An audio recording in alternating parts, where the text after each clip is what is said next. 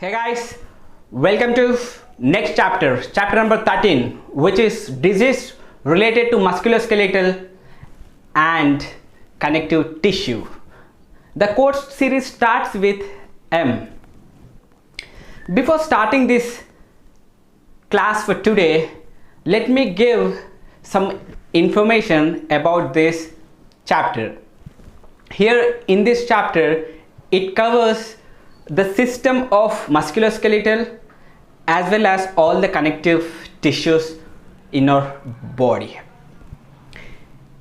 Before learning this, ensure that you have gone through the anatomy of it because it plays a major role. Just go through what are the parts covered under this. By the end of this video, you will be learning how to code the code series from M, when to code. What are the things we will be covering in this? Let me give quick overview like osteoporosis, pathological fracture, acute versus chronic, as well as site versus laterality we'll be learning in this chapter. Let's get started. Without any delay, let's get started. Let's start with first topic, which is site as well as laterality. The word itself self-explanatory, stating that site. What does site mean? Site means it's specifying some origin. Let's take hand, let's take bone, let's take muscle, let's take anything which is considered as site. Laterality. Laterality means right, left, bilateral, single site, two sites, multiple sites. These are considered as laterality. Because since we are discussing about this connectivity tissue or the connectivity system, it involves majorly the site as well as laterality. Before going in detail, you need to aware of the difference between site as well as laterality. Since we have discussed about it, let's move into next basic thing, which is joint versus bone. What does bone mean? What does joint mean? Since we are covered with all the bones, right? We have a number of bones. Of course, there's a difference for newborn as well as us, right? Definitely there will be a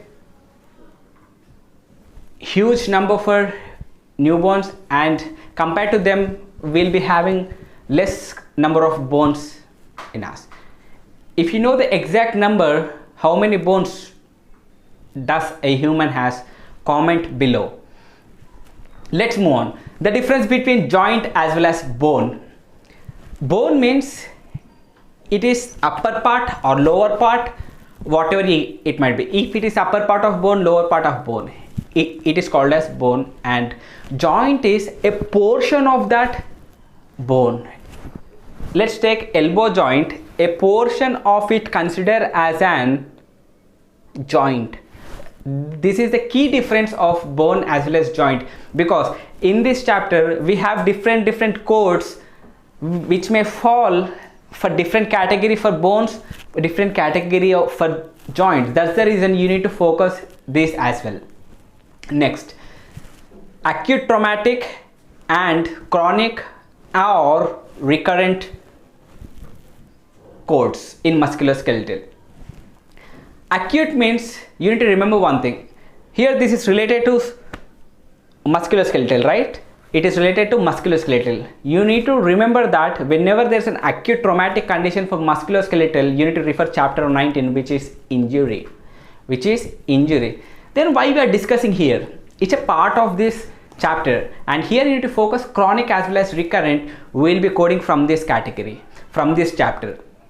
We will be coding all those codes which are related to acute will be coded from chapter 19, and chronic and recurrent will be coded from chapter 13. Next, pathological fracture. What does pathological fracture? Do you have any idea? Pathological, any idea? Just Google it. Just Google it and comment below what's the definition of pathological fracture. With regards to coding, I'll be sharing couple of characters in pathological fracture.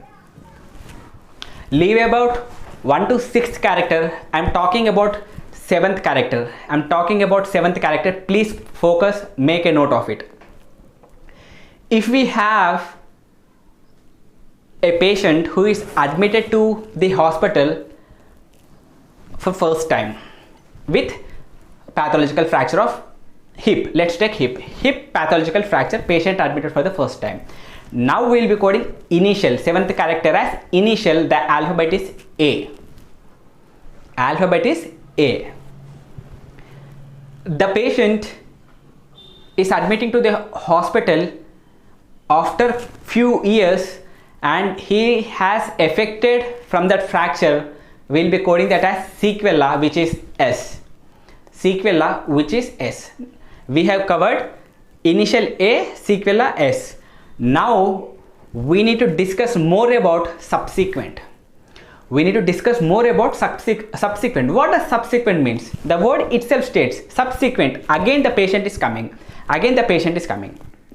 So if the patient is coming for the first time, we'll be going with initial. After a couple of years, due to that acute condition, some adverse or late effect has been occurred, we'll be coding as an sequela. We'll be discussing about subsequent. What does subsequent mean? Here it has categorized into 4 types.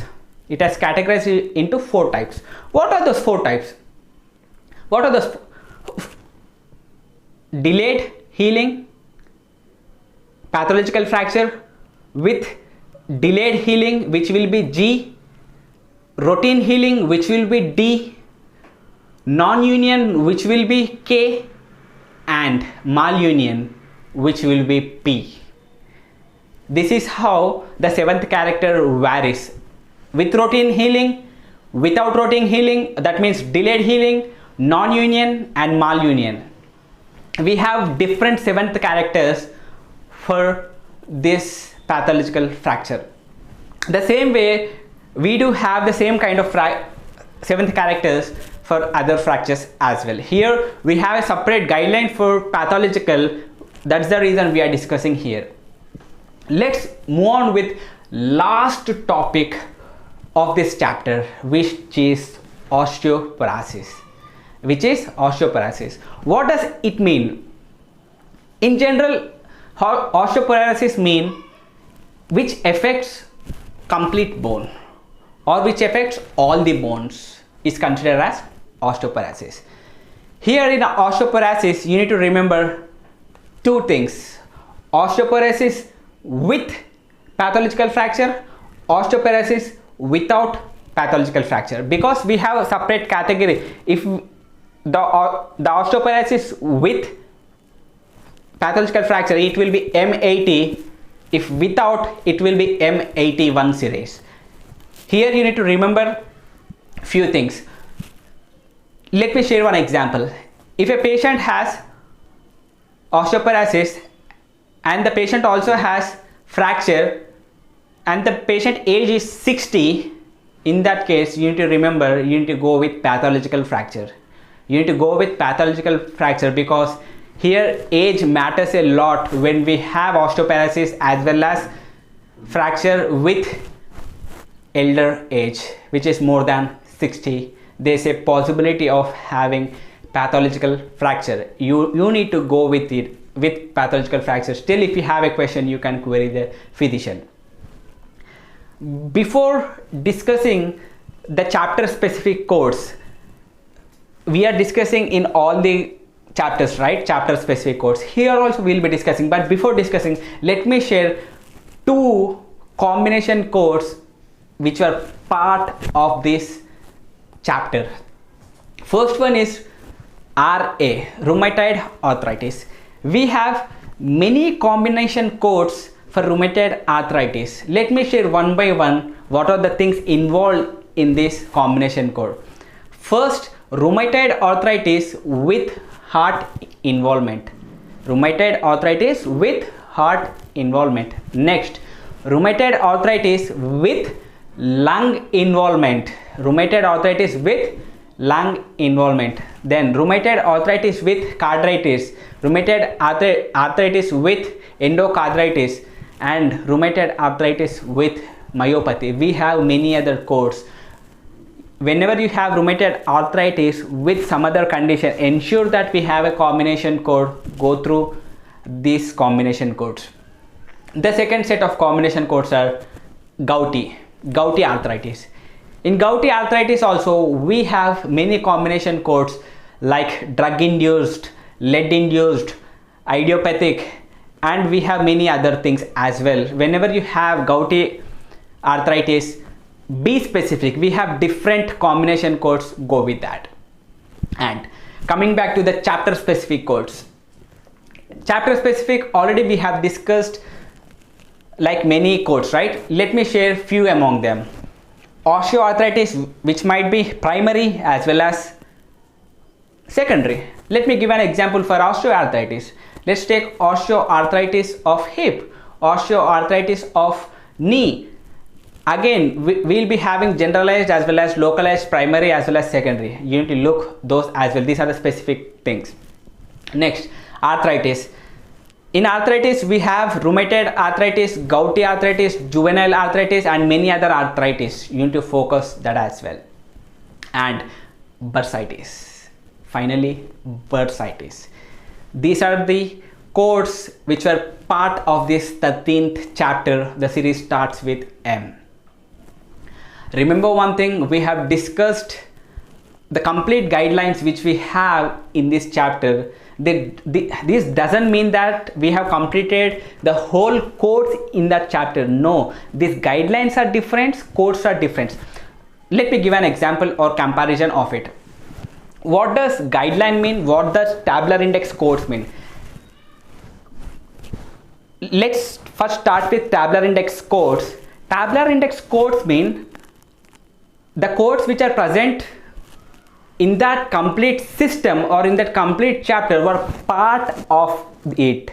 It is called as tabular list codes. And what does guideline, chapter specific guideline?